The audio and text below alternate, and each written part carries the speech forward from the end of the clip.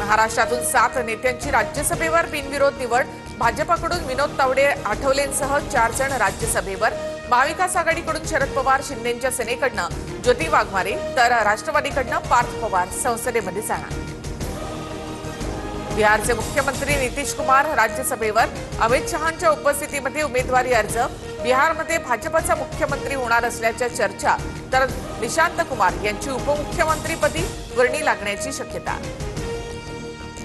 सुनेत्रा पवार पार्थ पवार पंतप्रधान मोदींची भेट घेणार। रोहित पवारांच्या भूमिकेला पाठिंबा देत अपघाताच्या सखोल चौकशीची मागणी करणार सूत्रांची माहिती।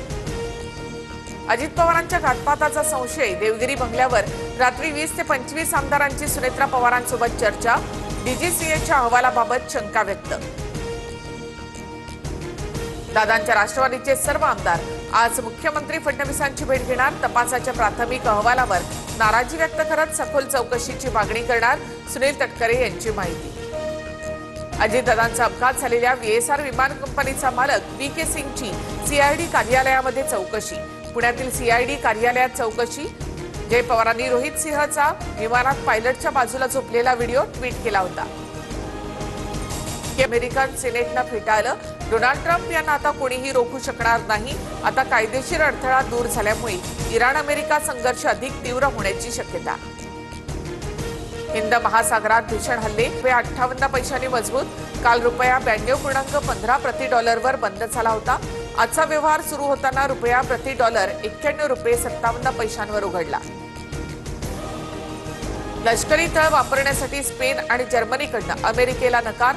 सैन्य ताकदीने प्रश्न सुटणार नाहीत। जर्मनीची ठाम भूमिका अमेरिकेच्या लष्करी मोहिमेला मोठा अडथळा निर्माण।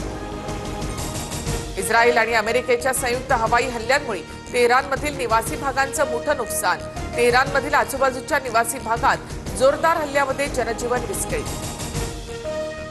30 जूनपूर्वी शेतकरी कर्जमाफीबाबत निर्णय जाहीर करणार। मुख्यमंत्री फडणवीस, शिंदे आणि सुनेत्रा पवार निर्णय घेतील। कृषी मंत्री दत्तात्रय भरणे यांची माहिती।